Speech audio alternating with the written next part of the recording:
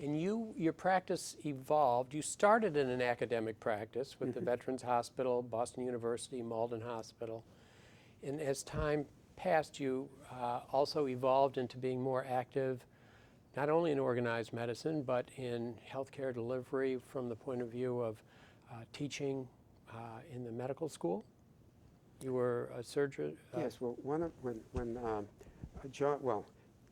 the way I got involved in that was I was president of Bay State, and a gentleman at the Boston Medical Center named Richard Egdahl, who was a surgeon, an endocrine surgeon, and was head of the whole medical center, decided at that time, because of all the changes that we discussed, wanted to have a vertical integration of our healthcare system. And so we gathered a think tank, which include the CEOs of several community hospitals, rehab hospitals, nursing homes, the dean of the medical school, and I was invited to join. I was president of the Bay State. And I think the goal at that time was to have all these groups unite and, as an insurance company, give us a huge discount so that we would have our patients go to the affiliated hospitals and the university hospital in the community and have a completely vertically integrated system. While this think tank was meeting, and we met pretty regularly, the dean of the medical school came up to me and said to me, "How would you like to become one of the associate deans? We could really use you." And we chatted, and the two areas he wanted me to do was external professional affairs, to deal with the outside world, medical society, surgical society, and to be head of continuing medical education. So that's how I evolved in continuing medical education. And when I started, we had just got medical education. We had a very small office, 1.5 secretaries, and was supported by the medical school. And we gradually built it up, and it became a huge enterprise where we give Category 1 credits to some 40,000+. We do continuing education for German physicians who come here, Indian physicians, Italian physicians, Russian physicians. We put programs on for them. We did a lot of work on opioids. The chairman of the board, the executive director of the board, came to me and talked to me about the problem well before it was recognized by me especially, and gave us a huge grant to develop a program on opioid education for physicians. And then he and I went before the legislature and got legislation passed so that part of the requirements, the CME requirements, included 2 hours of opioid education. And that made a huge difference. And Stancil Riley was the executive director of the medical, of the Board of Registration. And he was a chest cardiac surgeon in his former life. And he stressed education, and I think made a big difference with all these programs that were put out to help educate doctors about the dangers of opioid prescribing. So you bring up another interesting point, which is that your practice spanned an era in which there was an incredible acceleration of medical knowledge, techniques, various drugs and the like. And so the need for continuing education was growing during your career, because doing 4 years of medical school and perhaps 4 years of residency, and if you just relied on that, you would rapidly be out of date. Yes. What do you think about the state of continuing medical education during the time you were involved with it? Has it met its goals, or could it have been better? I think it has made a very significant contribution. I think of no other profession has the stringent requirements of education that does the medical profession, and certainly no profession has the testing mandated that the medical profession has. I am extremely proud of how our profession has been able to embody these very important criteria of excellence when being attacked by all sides by the for-profit industry that wants more and more efficiency. And yet doctors are required to take continuing medical education, 50 credits a year, 20 of which have to be Category 1, 2 of which have to be opioid, 1 of end-of-life care in Massachusetts, And we have to do that and do it every year. We get licensed every 3 years, so it's cumulative over 3 years. And that has made a huge difference. I mean, when I think of some of the courses that are put on by all institutions, for primary care doctors that bring in the experts, it's just a wonderful, wonderful educational system, and I'm very proud of it. Good. So and this is something our profession has done. Right. And maintains the standard. Also, during your career, we went from certification for life with a specialty where you would take your boards at the beginning of your career and you were good to go for the rest of your life, versus renewable certifications where people during their practice would periodically need to essentially go through a certification process again to assure that they were remaining up to And that date. was the testing I was referred to. And Yeah. I think it was a wonderful thing from a patient perspective to do this. Pretty hard for a doctor to have to take a very significant test with a great deal depending on being able to pass it. But I think from a perspective of excellence and from a patient perspective, it is a wonderful thing. And as I say, no other profession mandates this. And you probably learned an awful lot with these collegial relationships you had, so that as you were working your way through the care of a patient, you had the ability to speak to your colleagues and evolve your thought. Yes, that's an underappreciated advantage when you're working with several colleagues, to be able to discuss things. I found it very helpful in academic medicine with so many colleagues to be able to talk about challenges and to be able to help my colleagues. And I think the other piece that occurs to me with 1963 in mind is that you were beginning to practice just as Medicare and Medicaid came into being. 1964, I believe, was the year of that. Yep. Lyndon So- Johnson, yep. Yeah, and so you saw a difference in the mix of patients who had insurance or who did not have insurance. There was a shift towards being able to have coverage for certain groups that previously did not. How did that feel from a practitioner's point of view? Was that a... That's a very interesting question you asked, and one I've never really thought about. Again, I worked at institutions that had service. Yeah. In other words, patient came in on, we call it the ward service. Right. So if you didn't have if you didn't have insurance, you came in on ward service. Now, if the resident, it usually operated on those patients, but he did with a visit in attendant. Almost never did a visit allow a resident to do a surgeon unless the surgeon was there. Yeah. Most of the time scrub, but at least present. And so I can honestly say that I felt the care given to patients who went on the ward service at these academic institutions received care that was equal to the care of a private patient.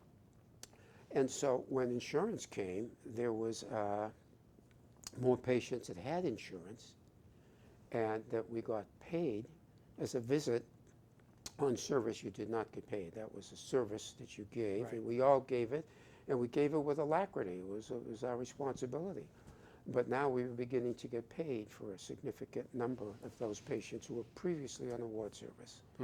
So I must confess that fiscally, that was probably a plus early on. Okay. And I think we're getting to the point where maybe this is a good moment to just get to the root of your choice of medicine as a profession. Let's think back to your education and also, before entering college. When did you decide to become a physician? What sorts of things attracted you to this profession? Very simple question to answer, Dr. McGee. My dad had a very small drugstore, and whenever a doctor came in, my dad treated him with great respect. And I indeed had a great respect for my dad, who I idolized. And I said, gee, I'd like to be that. Right. And that was it. Right. That truly was it. I stayed focused on that all the way through medical school. And your college education, what did you major in? I majored in chemistry and I minored in math, chemistry and mathematics. Where'd you go to undergraduate school? BU, BU Medical School. Oh, okay. Funny story, I was just going through all my old files and shredding them, And the first check I ever wrote in my life was to Boston University School of Medicine for guess how much to apply. To apply, $10? Close. Good for you. $5. $5 Okay. to BU, $5 to Harvard, $5 to Tufts. Uh-huh. Those are the three schools I applied to. Uh-huh. Now, $5 was a lot more money in those days. but Right. Yes. Right. But yeah, it was a different world. Yeah. Do you now you entered BU Medical School, Yeah. First one I heard from, and I took it. grabbed it. And do you have any recollection as to what the expenses were at the time you were I educated? do. I had my 60th reunion recently, and my colleagues reminded me it was $750. Yep. That was tuition. Yep. And so you were able, with coming from a family where your father was a pharmacist, to basically get through medical school and get through college and not have a large debt. Right. No debt.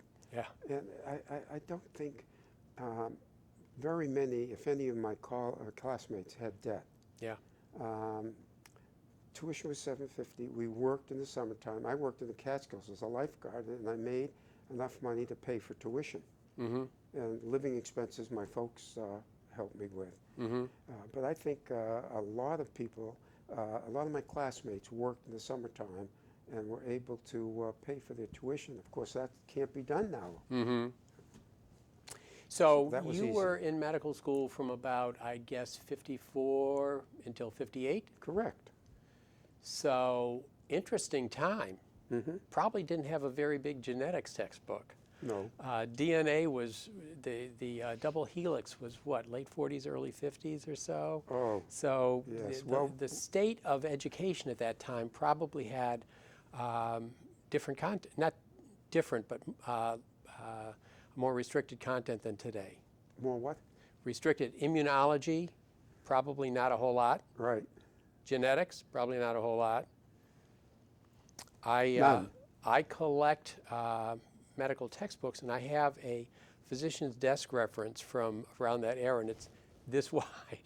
And for reference, the current one is about this wide, so that the menu of drugs to use was probably more manageable. Yes. So interesting, Yes. but it still was. the classic model of 2 years of basic science and 2 years of clinical was in Yep. place, and you got a lot of experience. Mm-hmm. A lot. Through the city hospital, the Boston Mhm. City Hospital, where we rotated through. And we saw a lot. So residency, you graduated, you decided you were going to go into surgery. Oh, well, in medical school, at the time, the University Hospital had amphitheaters where they did the surgery, and the top were glass so that you could watch surgery. All my spare time, I used to watch surgery. I really liked it a great deal. And from a very early time in medical school, I decided that's what I wanted to do. Mm-hmm. And I just went into surgery. I applied to the surgical programs. I went into the University Hospital program, and that's what I did. Yeah. So talk to me about your residency, because those days, it was a pretty intense experience. We worked 120 hours a week for 5 years. And did you live away from the hospital, or were you living? I spent a lot of my time in the hospital, both on call and not on call. The living quarters at the University Hospital were absolute, what we describe now as posh. We lived above one of the wings of the hospital in very nice rooms. We ate in the cafeteria, which was fairly good, and we had a game room where we had pool tables, and black and white television came along. And so when I was on call, which was every other night and every other weekend, I had to be there. But when I wasn't on call, I spent a fair amount of time there. Mm-hmm. When I didn't, I would come home. I lived in Winthrop, and I would come home to my home in Winthrop. But again, I spent a lot of time in the hospital. So you just casually mentioned, and you were on call every other night. Yep. And every other weekend, and by every other weekend, you mean you went on duty Friday night, Mm-hmm. and you got off duty Monday morning. The way it worked, just to refresh my memory, We came in on Monday. We worked all day Monday night, and Tuesday till about 5 or 6 o'clock. Mm-hmm. And then we went home on that time. And on Wednesday, we came back into the morning, went through the same thing.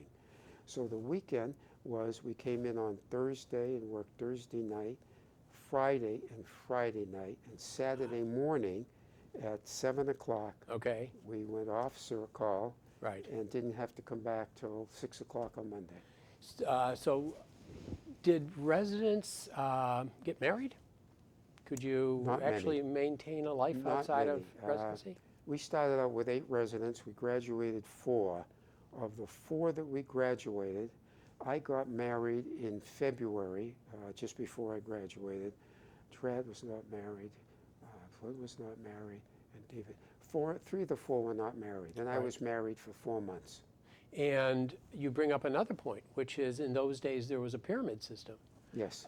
So if you were accepted as an intern, you may not finish that residency. You may have to find yourself looking for another position sometimes. Yes.